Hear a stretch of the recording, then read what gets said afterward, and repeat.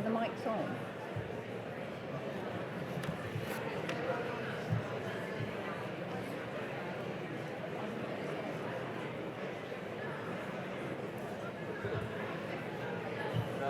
Right, good morning everybody. I wasn't sure whether my mic was working. It feels like I have a parrot perched on the back of my neck here, so I'm going to tread very carefully through the session. It's absolutely brilliant to see the hall packed out again this morning. I know you've had lots of good meals and team discussions together, and we've got some more exciting conversation today. We're going to start off talking about UKHSA's role on the global stage. We're absolutely delighted to have colleagues joined us from across the world, and I'll introduce them shortly. But the experience of the COVID-19 pandemic over the past 2 years means that the way that we respond to future health threats requires us to have an even greater focus on international collaboration, and I'm sure we're going to hear a lot about that this morning. So we've got some real esteemed panellists today, really thankful for their time. As I say, many of them have just joined us, coming in on flights yesterday. And I think the discussions will hopefully both reinforce the value of our global role, but underscore the importance of global collaboration, as well as demonstrate how the learning from others helps improve our own skills and our own national response to health threats.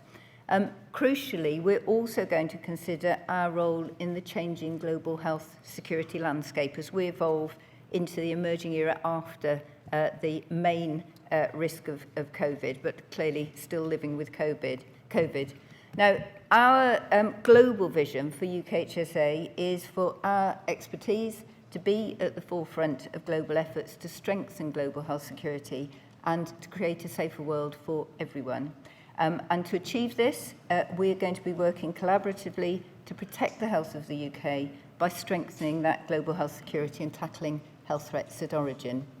And as an agency, we've got three big aims and then an underpinning criterion. So the first one is to strengthen our ability to prepare for and respond to risks for public health.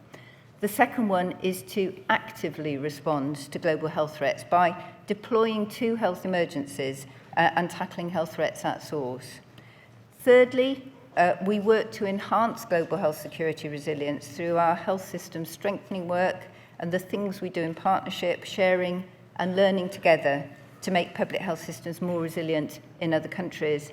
And then finally, but definitely not least, our global work on strengthening our scientific and industry partnerships, so on vaccine-preventable diseases and treatments, clinical trials, and the innovation and learning we've gained from the COVID-19 pandemic.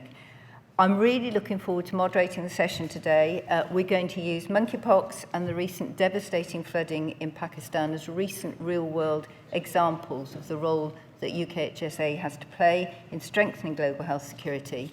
And I'm going to move to introduce our panellists, some of whom may be known to you, some not. I know they all have hugely significant contributions to make. So first of all, our own Professor Susan Hopkins is our Chief Medical Advisor for UKHSA. She's been at the forefront of the country's response to the COVID-19 pandemic. She heads up our Clinical and Public Health Group, which collaborates across the UK public health system to provide trusted health security and clinical and public health professional leadership. And that group includes teams working on immunisation, sexually transmitted infections and HIV, genomics, emerging infections, antimicrobial resistance, and health equity and clinical governance. So just a small portfolio. And then absolutely delighted to welcome and very grateful to Dr. Malik Mohammed Safi. He's the former Director General of Pakistan's Ministry of National Health Services Regulation and Coordination, and he's currently the health advisor to the International Health Regulation Strengthening Project in Pakistan. Now, this project is a UK aid-funded technical assistance project, and it's contributing to international efforts to improve global health security through increased compliance with the WHO international health regulations.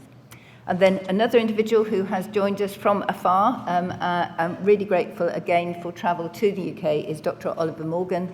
He's currently the Director of Pandemic and Epidemic Intelligence Systems in the WHO Health Emergencies Programme. He's from 2007 to 2016, and Oliver worked for the US Centers for Disease Control and Prevention during which time he held critical leadership positions in the Ebola response between November 2014 and February 2016. Now, Oliver actually is a homegrown individual, and I know many colleagues remember we just had an introduction here from when he was at Colindale. The other important thing is he's now, in his role, very central to the development of the WHO Berlin hub. And then finally, but not least, Dr. Ed Newman is the director of the UK Public Health Rapid Support Team. Ed is a virologist. He's highly experienced in outbreak response and research, and he's worked on hemorrhagic fever virus outbreaks in Guinea, Sierra Leone and Uganda. And prior to joining the Rapid Support Team, Ed was head of global operations in UKHSA. I'm told here he is also a captain in the Royal Marines Reserve, which I didn't know before. So welcome to our panel. Now, I'm going to go over and join them. I'm hoping my parrot will follow me successfully.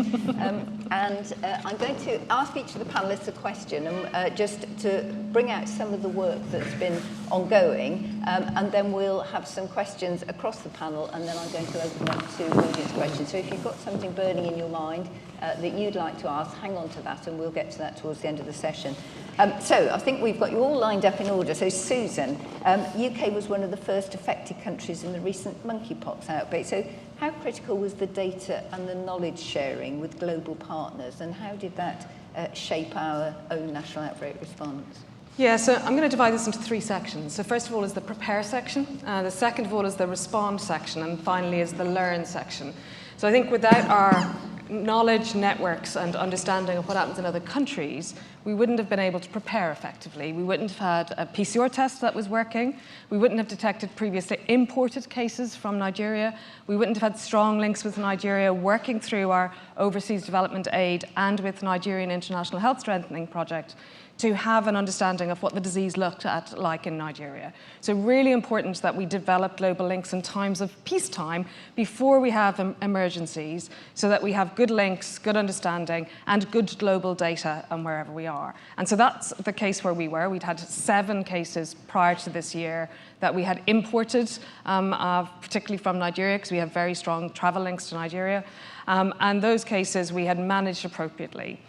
What happened then at the early May this year was that we first detected a cluster, a family cluster, who had no known travel. That, of course, made huge alerts to us, and we alerted WHO as well, and we were really struggling to understand where these cases had come from. We then got an international health notification from Portugal. And I think it's really important for people to understand that we communicate on an almost daily basis with all other countries around the world, notifying each other about emerging threats, things that we don't know. And all they said in their email at the time was, we have some unusual rashes in gay men. We don't know the cause. And the same day, coincidentally, but unfortunately coincidentally, we got a call from a GU clinic in London saying, we've got men with an unusual rash, and we think it looks a bit pox-like. And so with gay men in another country, with gay men in our country, and with some cases that we couldn't find transmission routes, we decided that we would test these individuals for monkeypox, and they were positive. We immediately notified Portugal on the Sunday to say, this test is positive, will you go and test and let us know what you find? We immediately notified WHO, and we started the whole spectrum of activity that we now know is the largest monkeypox outbreak in the world, with more than 65,000 cases. So that was the response. We all responded. We shared information on the epidemiology, on the types of diseases that we were seeing, on the clinical characteristics, on what was happening in hospitalized patients, and how we were managing contact tracing, the challenges that we were having, how we were working with communities, and particularly with the gay, bisexual, and men who have sex with men community, and learning from each other and sharing that information made all of our responses better. And finally, working together, looking at vaccine, how we were going to use vaccine, learning from a US CDC study on intradermal use allowed us to spread the vaccine that was available. Without that, we would never have been able to vaccinate the amount of men that we have across the world. Working together on developing drug trials so that we're able to share the work. And importantly, ensuring that we're highlighting the global inequities to vaccine, ensuring that we're working to make sure that countries that have been long affected by outbreaks of monkeypox have better resources in the future. And so all of that sort of comes together into global networks, global action, and a global response to new and emerging threats. Thanks, Susie. So I think both an initial alert system there, which I think we'll perhaps come on to, but also the value of that iterative relationship going forward in managing quite an active event. Dr. Safi, turning to you, I think a different event, but the devastating floods in Pakistan have really highlighted, I think, some of the value of partnership working. And I know UKHSA, former PHE, has been working alongside and in partnership with the government of Pakistan for a number of years. And I know you've been instrumental in that work, now in the field of integrated disease surveillance and response. So perhaps could you tell us a little bit about that UKHSA Pakistan public health relationship and the value that you see it has, and in particular, obviously, in relation to the recent national flooding? Okay. So let me first thank UKHSA for providing us this opportunity to come over here and share our country's experience of our collaborative work, which we carried out together to strengthen the global health security and building upon the IHR core capacities within the country. Country had volunteered for joint external evaluation in 2016, and we came up with 5 key recommendations. One of them was that the country needs to have a real-time integrated disease surveillance response mechanism in order to look after the outbreaks occurring here and there. So in order to have that, then government of Pakistan decided to engage UK government and UKHSA based on its capacity and willingness to come over to Pakistan and support its development of this important area, which we feel that lays down the architecture of all IHR core capacities, the integrated surveillance response. So we started off this work. Dr. Ann came to Pakistan. In order to start our work, there was a requirement that she needed to understand the context in which this system would be placed and in which it would be working, and what understanding the country had in context of integrated disease surveillance response. Along with that, she did the political analysis of the country and how the health systems were placed within the country and how they operate. So having that in mind and in picture, we started working together along with our provincial colleagues and other UN stakeholders, and there was a consensus then developed around the system which we needed to put in place. So a 3-pillar concept was agreed upon. Then based on that, training modules were developed for IDSR trainings across the country, and that's how we started our collaborative work with UKHSA. Till date, almost we have covered 54 districts in our country and trained more than 3,000 healthcare workers. So definitely other partners are also part of this endeavor, but it's a long work and long journey, and we would like to have UKHSA with us to continue till we complete this task, and it would definitely help us to for our preparedness and response work which we would be going ahead. So it has been a two-way learning process. We visited UKHSA, our team visited as well, and had a look at public health labs and what the systems were here, and that helped us to understand how, in which direction we should go, and what is expected out from the country to strengthen it. So after this, the important point was that it wasn't prescriptive. It was developed mutually after understanding what existed within the systems. We had a lot of vertical programs having their own surveillance mechanism.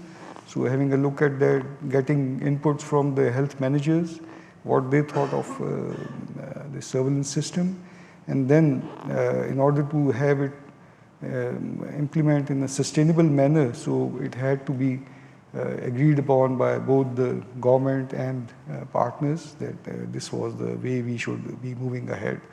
So that's how we moved on, and we requested also for the subject matter experts from time to time who came over to Pakistan from UK in the labs, IT, whether it was DHIS2. So they helped us to understand and move ahead in this direction. So it was really a very wonderful experience of mutual collaboration, understanding, and then sustaining it within the systems so that it doesn't go away when a UK Health Agency moves out after doing its assignment, so it should be sustained. So that was the concept behind it, that we should. And this really helped us during our current devastating floods which the country faced. Almost 1/3 of the country was underwater. 30 million people were displaced. World Bank has estimated around $28 billion loss to the economy.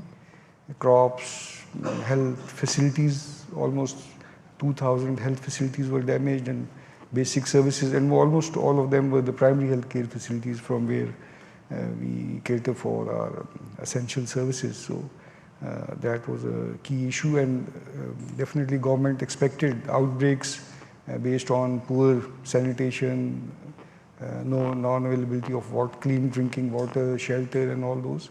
So in collaboration with UKHSA team and the provincial governments, those districts were identified. We went there to train them on the spot so that the surveillance system was in place, because most of these districts were not trained yet and they were in the process. So after training them, then data started working, and this data is now every day projected on the National Flood Control Committee at the national level, who makes the evidence-based decisions on daily basis, what is required, how to go around, and what supplies are needed, which outbreaks, which diseases are more. So all these are discussed on daily basis, and then based on these decisions, we move ahead.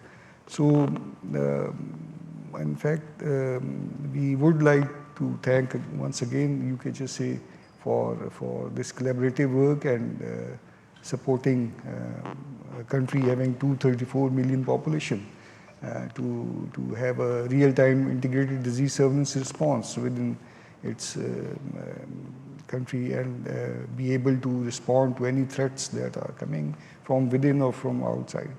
So thank you very much. So I think you pulled out some really important points, which I know Oliver will be grappling with at the moment. I mean, absolutely the criticality of data, but just how hard it is to implement one of those systems, and just how successful I think Pakistan has been to be using that system at this stage. And perhaps if I can turn to Oliver, I think in public health we've learnt a lot from the COVID-19 pandemic in what we need to improve, strengthen and embed in our national and our global coordinated response, so the systems that we need. We've seen lots of new initiatives come from that. Obviously, from WHO on pandemic preparedness, things like the Berlin Hub, which we just mentioned, the International Pathogen Surveillance Network, and the WHO Pandemic Instrument. I just wonder if you could share with the audience the vision from WHO for how these are all going to interplay and interlink and build on the existing global health security infrastructure, which of course is very varied across the world, and as Dr. Safi said, at very different stages of development. Yeah, thanks very much, Jenny, and it's really a pleasure to be here, and already bumped into some friends and colleagues from when I used to work here, so I hope to catch up with many more people afterwards. And it's a very complex landscape. Global health security is indeed a complex landscape because it spans from the community level all the way up through to the global level. And as a global health security system, all of those levels need to be functioning well. And therefore, we require a multitude of different efforts working at different levels to make that system function as optimally as we can. And that itself is quite confusing and presents a challenge because there are so many initiatives, and it can be quite difficult to keep track of which initiative is doing what and who's involved in which initiative. I think at the highest level, as you mentioned, there is discussion among all 194 countries who are members of WHO to establish a pandemic accord. So that would be a very high level political commitment to pandemic preparedness. And that discussion is not a fast discussion. We've just concluded the second round of discussions among member states, and the aim is to have an accord for a final agreement in 2024.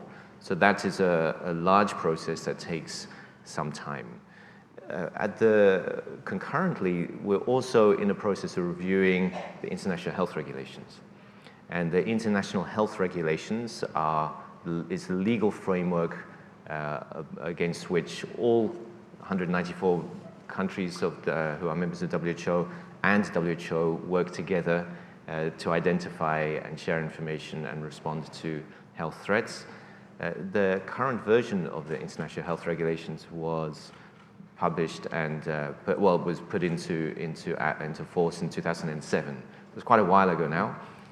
So it's quite timely that after the pandemic there's some review of that.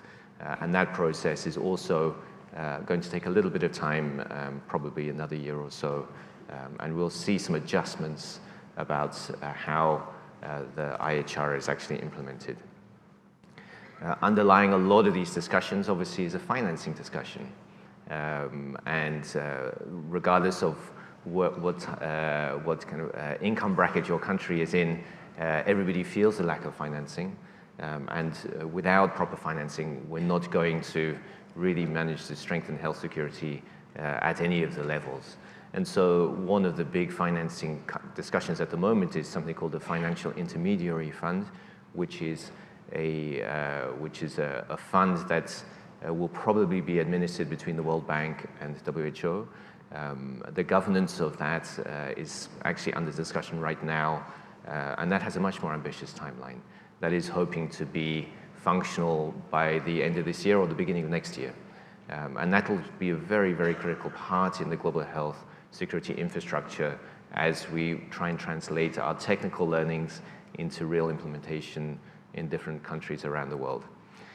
And I can't cover all of these things, but these are just a get a sense of the landscape.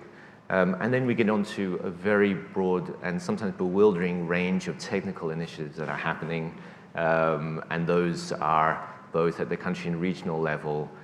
Some involve WHO, some don't. And our approach, certainly from the WHO hub, which I'll just mention briefly in a moment, is actually to welcome that multitude of different initiatives. Because it's unlikely that a single approach or a single initiative will be sufficient to address future unknown threats. So really we need some type of resilience and robustness by having different ways of looking at our health security and different ways to build that capacity. There's obviously a balance between enough different initiatives so that we have that robustness versus too many that we kind of overload ourselves with different initiatives. But the WHO hub in Berlin is one of those initiatives that really has come out of the recognition from within our organization that despite the progress we have been making over the last 5 or 6 years, our capacities are not sufficient. And we've seen that during the pandemic. We've worked very closely with many countries. We've been on calls weekly or sometimes daily with colleagues here from the UK. And it's very, very challenging to keep up with the pace of technology development as well. And so the WHO hub in Berlin is really a new initiative with some initial funding from Germany to get started. And that is to create additional capacity within the global health security architecture to work on surveillance-related issues in particular, spanning from the kind of laboratory end all the way up through to the data science end. So the UKHSA has a vital role to play and has been kind of instrumental in us thinking through how that works. And then within that, we get some quite specific initiatives, such as the International Pathogen Surveillance Network, which was an initiative which was kind of created and launched during the UK's G7 presidency, which was last year. And that is specifically to look to see how pathogen surveillance, genomic pathogen surveillance can be developed more robustly at a global level, because where we are now has seen a huge organic growth, which has been great and very exciting in response to the pandemic. But now we need to be thinking 5 years down the line, what will that look like in a more sustainable way? Brilliant. Thanks, Oliver. And lots of points. So I think we want multi-initiatives, not mega initiatives in a way, don't we? There's a huge complexity out there, but I think all driving towards the same aim. But actually, Ed, if I turn to you, we've heard from Dr. Safi how important sustainability is, how complex this issue is, and how we need to ensure that it's grown from the countries themselves upwards, I think, to make this effective. And yet, you're actually heading up the UK Public Health Rapid Support Team, which is a partnership between UKHSA and the London School of Hygiene and Tropical Medicine. And just for this audience, it's a specialist team, but they are ready to respond to disease outbreaks right across the world before they develop into health emergencies. So it is, as it says, a rapid response team. It has the capacity to conduct outbreak research to improve epidemic preparedness and response, so learning from each event. But Ed, the rapid support team is now just preparing, I think, to deploy again, or may have gone already, this time to the Ebola outbreak in Uganda. What's the benefit to the UK in deploying to health emergencies? Yeah, thanks, Jenny. And I think the first thing to point out, as you mentioned in your introduction, is that the UK is a trusted partner in global health security. And so for us, deploying that expertise to the forefront of strengthening global health security is what we're about. And that's obviously what we're doing in the case of deploying to the Ebola outbreak in Uganda. The first thing to say on on our deployment piece is we don't deploy unless we're invited, and I think that's a key thing when we're talking about partnerships. We would only ever deploy at the invitation of a host government or colleagues from WHO, the Global Outbreak Alert and Response Network, for example, requesting assistance, and then we would provide the appropriate skill set to that. So I think it's key that we won't go unless we're invited, and that's working with partners to identify what resource they need in those acute emergencies or in peacetime. Since 2017, we've deployed on 26 deployments in over 17 different countries. So really getting our expertise out into the field to really improve global health security where it's needed most. And we have a triple mandate, and you mentioned that this particular time is our operational response. But we also do research and capacity strengthening, and that's a key part of improving that health security worldwide. So we won't just deploy to Uganda and then come back again. We're always looking for opportunities to conduct operational research and research that provides a better evidence base for how to do response better going forward. So really looking to work with our partner countries into building that evidence base of what good response looks like. And also our capacity strengthening work, which goes through everything that we do, but is part of our triple remit and one of the three sort of pillars under which we operate. And that again is working with partners, and I think we'll talk about that in a minute, where our partners identify the gaps they have in their health security and how we might deploy our expertise to fill that. But in the case of Uganda, why deploy UKHSA expertise to Uganda? I think you mentioned in your introduction about deploying to health threats at the source and tackling them at the point of origin, which is obviously what this is. Clearly, if we can contain the outbreak at the source and prevent its spread, it saves lives in that country. But it also means it doesn't become a public health emergency or a public health emergency of international concern, which then has the potential to impact on the UK, both in terms of our health, but also, as we've seen with the pandemic, the economic cost to both us and our partner countries and other UK interests. And I think Uganda is a really good example. At the moment, there are 80 cases, mainly in rural districts in Mbande. There have been a handful of cases that have got into Kampala, and one of the concerns currently today really is that if we start to see community spread in a big city like Kampala, that very much changes the landscape of that outbreak. And the only way we can prevent that is to surge in and strengthen capacity early to contain that outbreak before that happens. So that's the sort of the operational why we go there. The other side of what we do is it does, for this audience particularly, upskill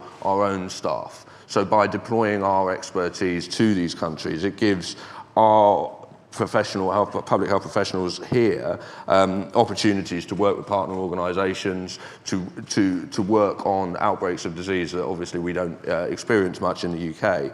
And I think they learn a lot from those outbreaks, and then those improved skills can come back and feed back into the national response. So it's part of also developing our own and strengthening our own capacity and moving more towards that sort of capacity sharing model where, yes, we go and help a partner country, but actually we learn from that and we bring lessons learned back here.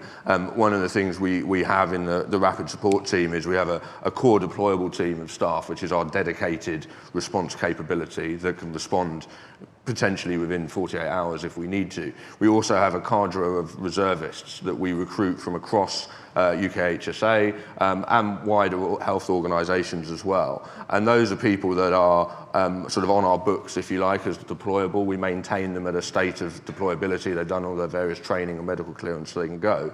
But they have day jobs in the domestic response, and then we release them and deploy them for 6 weeks at a time according to their availability. And that then builds our own capacity and experience back here, and I think that's really useful, and we've seen a lot of that with some of the recent domestic response where that expertise can really help. Thanks, Ed. I'm just going to flag to the audience, if you've got questions, start thinking through now, because we're under quite a time pressure for this one. So I'm going to ask a couple more questions to the panel, and then we'll come out to you. I can see a very eager gentleman in the front row, so we'll come to you first. So just thinking about the landscape of global health security and how that's changing, and COVID-19, I think, has taught us that we actually need more collaboration. We need to share and act together, and we've seen some examples of that. What key issues do you think should inform UKHSA's approach to global partnership work going forward? I'd like to turn probably to Dr. Safi and to Oliver first, because you'll be able to inform us from an external view, which I think is really helpful. Definitely when I shared about our joint external ratio and when we came up with key recommendations and what should the country focus, being resource constrained, so we had to start from the key areas to work upon. And so after that, once that is done, we can then gradually move towards preparedness and rest of the areas in order to strengthen our security, health security. In this context, COVID-19 focused, and it helped us that the policymakers, they were more tilted towards providing resources, and that helped us for strengthening our surveillance system and all other aspects within our country. Excellent. So clearly setting a shared agenda, if you like, from the start, which is really helpful to be clear on what agenda and what process the partnership can support, I think. Oliver, what's your view? Yeah, I mean, I previously spoke a little bit about the more policy level, but on the technical level, it's critically important that we have an active ongoing collaboration between countries and also between countries and WHO. And for me, a great example was, in fact, both kind of new, I guess, responses to SARS-CoV-2 variants, one in the end of 2020, where Susan and I were on the phone throughout Christmas, and then at the end of 2021 again, over that holiday period. And really from a global perspective, we really learned about the variants in those two kind of episodes from two countries. One was the UK, the other was South Africa. because very few other countries had the infrastructure in place, the scientific infrastructure in place, to understand what was happening in real time. Now, the focus in the UK might have been predominantly for national interest about trying to understand that story, but from the global perspective, it was vitally important. So there may be kind of collateral benefits, well, there are collateral benefits from strengthening your national health security and for the international scene as well. I think the sharing of information is an ongoing challenge. It's really not straightforward. There are many, many dimensions to that, and that's going to require trust building. And trust building doesn't happen overnight. You can lose it overnight, very quickly between countries, but to build trust is an ongoing process through, for example, the partnership that the UK has with Pakistan, and working through the National Public Health Institute with Pakistan is a great example of that trust building. So I would say that this is a very dynamic and ongoing piece, that the efforts that happen domestically certainly feed into the efforts that happen globally. And what we're looking at now is how do we strengthen that collaboration, which requires dedicated effort.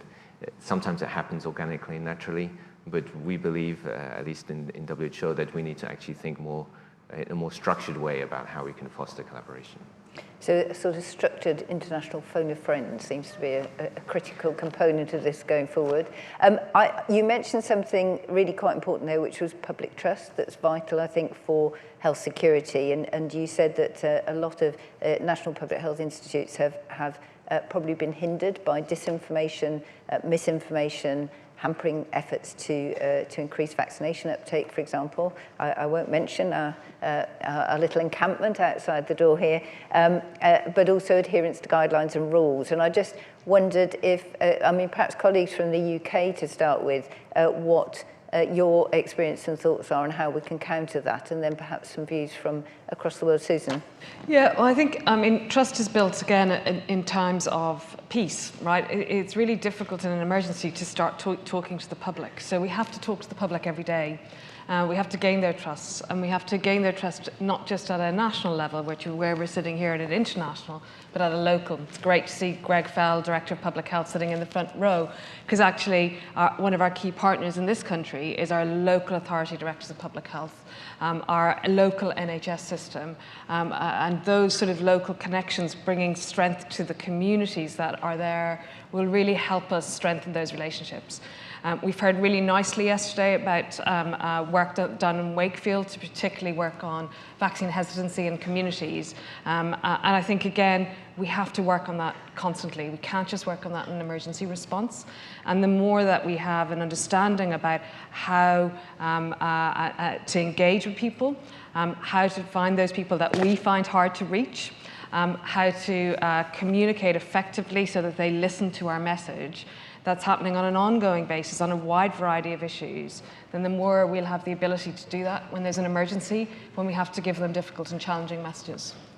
Good. And Ed, you'll be in the UK 1 minute and out somewhere completely different. You'll probably see both views. Have you any thoughts? We do, but it's interesting that community trust is the theme that goes through, and we see that all the time. And I remember sort of observing more, and wasn't directly involved in the domestic response to COVID, but you could see the same sort of conspiracy and mistrust around some of the COVID response in Guildford as I was seeing in Guinea with Ebola 5-6 years previously. And I think and we're seeing it now in Uganda as well. So it is that, how do we get the community to really trust our expertise and advice? And it's something we're taking very seriously in the rapid support team. I mentioned a multidisciplinary team previously, so we have epidemiologists and IPC specialists and microbiologists, but we're also now expanding to have a specific skill set in risk communication and community engagement, because we see how important that is. There are still people in Uganda last week that are self-discharging themselves from Ebola treatment centres in fear of not actually the disease itself, but the misinformation around it, and they're avoiding seeking treatment. and a whole range of conspiracy theories there. But like I say, the problems we see acutely in an Ebola outbreak are the same problems that we saw in the UK with COVID measures. And it all comes down to how you engage your community. And I think you have to do that in peacetime, as it were, so that when you do start putting in place those measures, you are trusted and you're seen as a trusted partner. And it's still a challenge, I think, worldwide.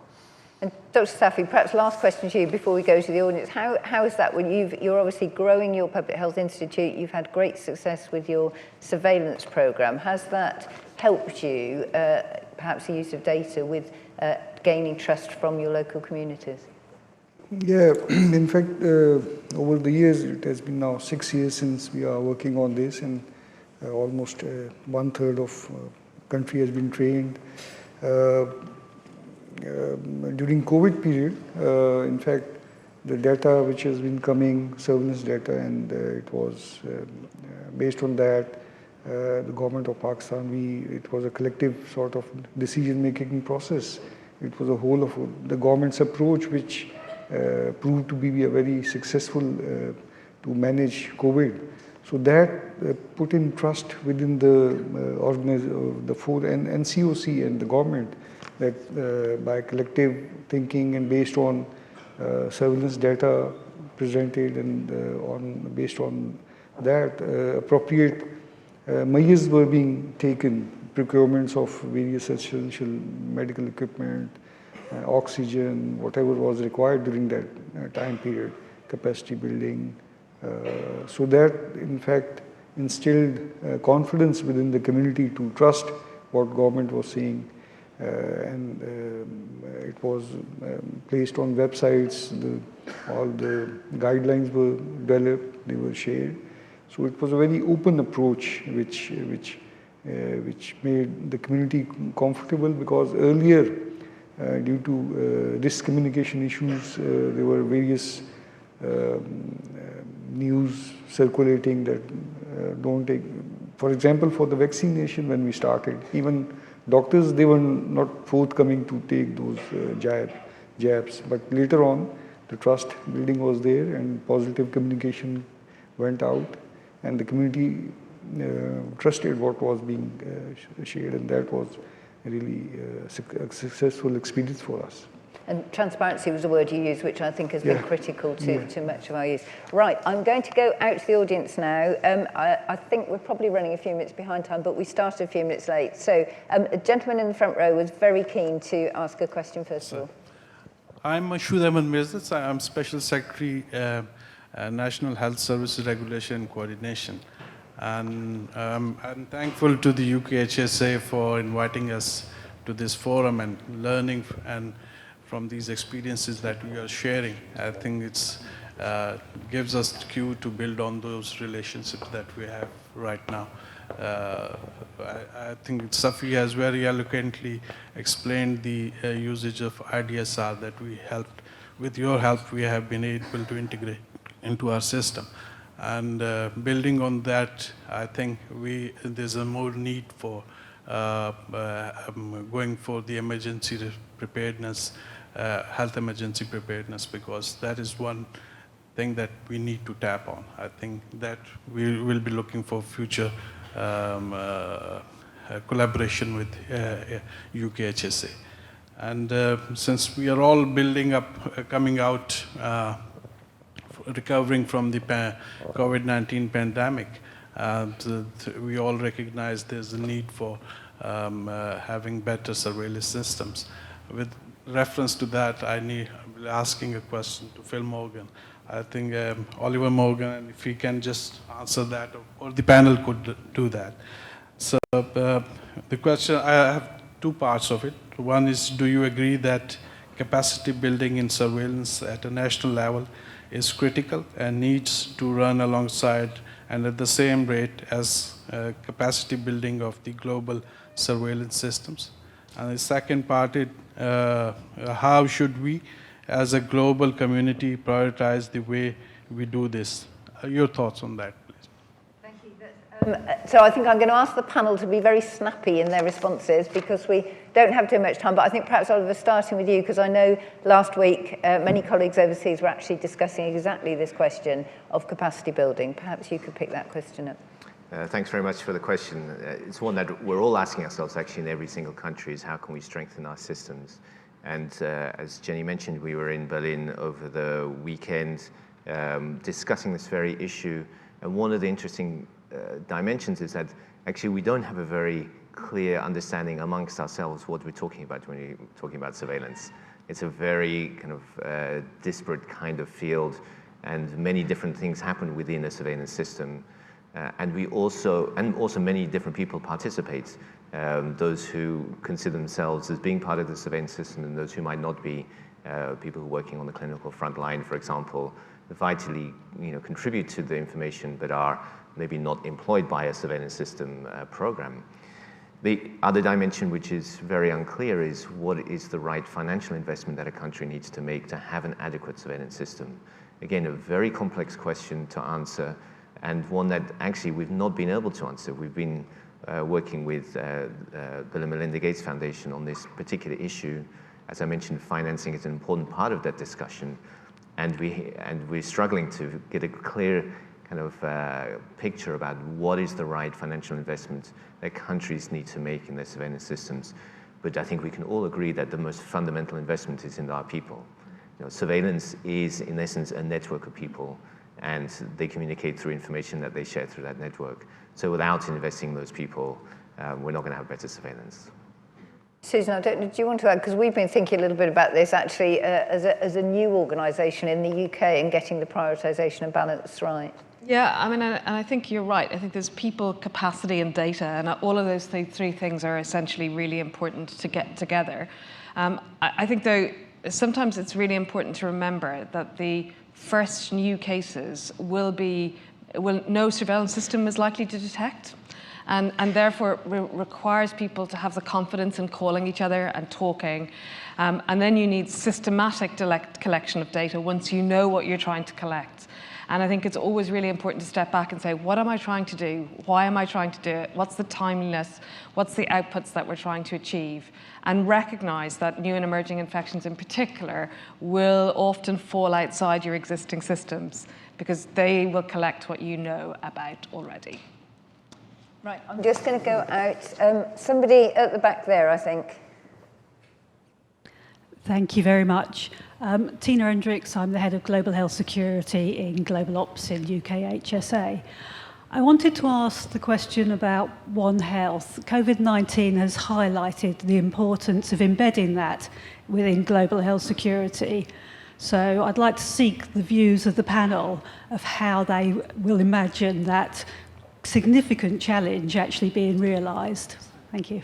Thanks, Tina. So I'm going to suggest we have one key comment each, most important from each of our panellists. Ed, perhaps starting with you. I think for us it's about when we're doing this capacity strengthening work that we've talked about, it's about making sure we're promoting One Health in that with our partner countries. We talked about capacity strengthening earlier, and you're only ever as strong as that sort of the most challenged healthcare system. And if that system isn't doing One Health, then there's no point in the rest of us doing it almost. So we all need to be doing it. We all need to be having that conversation when we're doing our capacity strengthening work.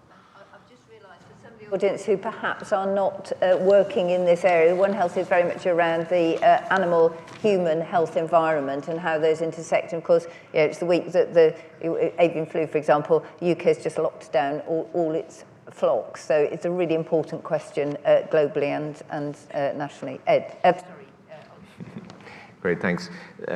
We've actually just completed and just about to publish what's called the One Health Intelligence Scoping Study, which again actually was a UK finance initiative from the UK's G7 presidency.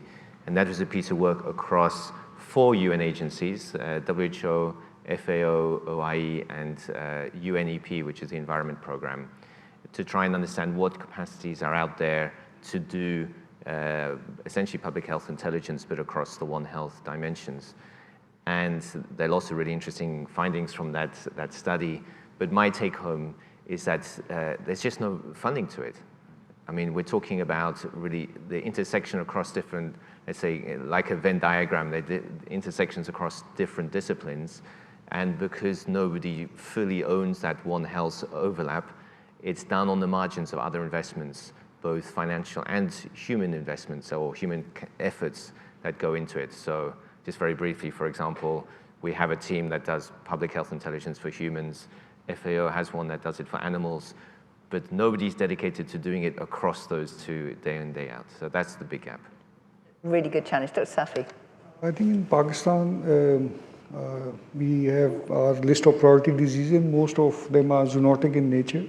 So since we started to develop the National Action Plan for Health Security, so we engaged the animal sector to work with them quite closely.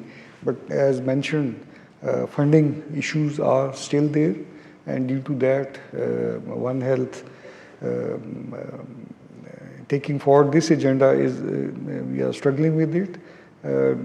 Our National Institute of Health has a dedicated One Health hub, and it is engaged with the livestock and animal sector with their laboratories, and they have their own surveillance system, but it needs further work and support. PBS was also carried out for the country, and but still funding has not been able to, they have not been able to secure their resources. On the human side, we were able to secure almost $20 million for our IDSR field epidemiology training program and the strengthening of our NIH labs. So we have secured those, and we are working on that.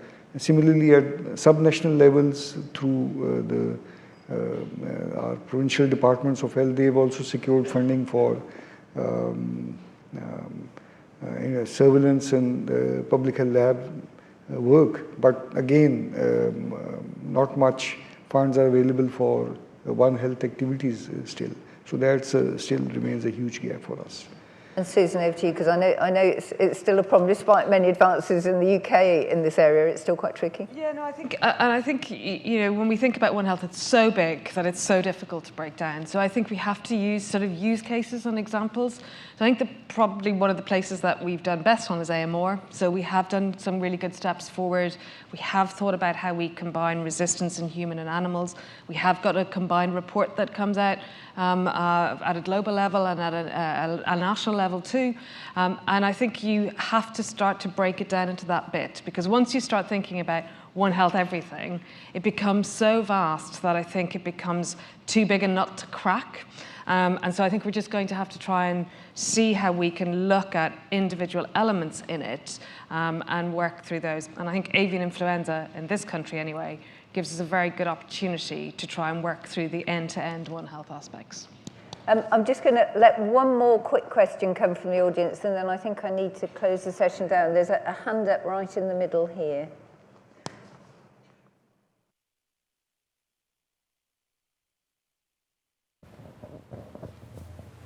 Good morning, Sam Collins from Global Operations. Thank you very much for the discussion, very engaging. Question about learning from our partners overseas. All our projects are externally facing, capacity building, other healthcare systems, but actually having worked in the global sphere for a long time, I can say that I have learnt far more from partners than I have given. Are there any comments on what learning we can take from the low middle income countries, the more fragile health systems that we work with, particularly for pathogens that they've been dealing with for decades already? Thanks, Sam. I mean, Ed, I might put that to you. We have got very limited time, so perhaps because you've already mentioned the learning that you've taken. Yeah, I think it's something we're mindful of, and actually refer back Dr. Safi in Pakistan. I think it was 2016 had an app for reporting dengue cases, and you know it's sharing innovation that I think is really key, and it's good as Sam to highlight it that when we're doing this work, we need to be very aware that part of that sustainability and the partnership working is what we learn from our partners, and it's definitely a two-way conversation. Word to you, because I think we're out of time then. I think I think we can easily fall into this thinking that there's a a gradient of capacity that's higher in the global north and lower in the global south. And I think that we need to challenge that way of thinking a lot. And just to give one example, a very concrete example, between 2018 and 2020, there was a very large Ebola outbreak in North Kivu province in the Democratic Republic of the Congo. And we were there with the Ministry of Health, and we were following up 10,000 contacts a day in the middle of a war zone in a very difficult kind of geographic environments to where you couldn't get moving around. And we were achieving about 80% success rate in terms of seeing contacts on a day-to-day basis. That's a phenomenal capacity. And there's a lot that many people can learn from that capacity. And so I think we do really need to kind of have a more sober assessment of that. Actually, what does it mean to have capacity? And I think there's a lot more resilience and a lot more on-the-ground capabilities that in many different countries than perhaps we might give credit for. Brilliant. And I'm really sorry to have to stop the conversation there because I can see it could go on for a very long time. I think just in summary very quickly, clearly partnerships are critical and have been really successful, and huge thanks from UKHSA for all those that we're partnering with, particularly WHO and with Pakistan. Learning very definitely two-way, as we've heard. The surveillance element, I think, hugely complex, so particularly grateful for Oliver's work on that. And I think Tina gets the prize for the most difficult question, which we'll all go away and work on. Can I just ask you to give a huge vote of thanks to our partners here today.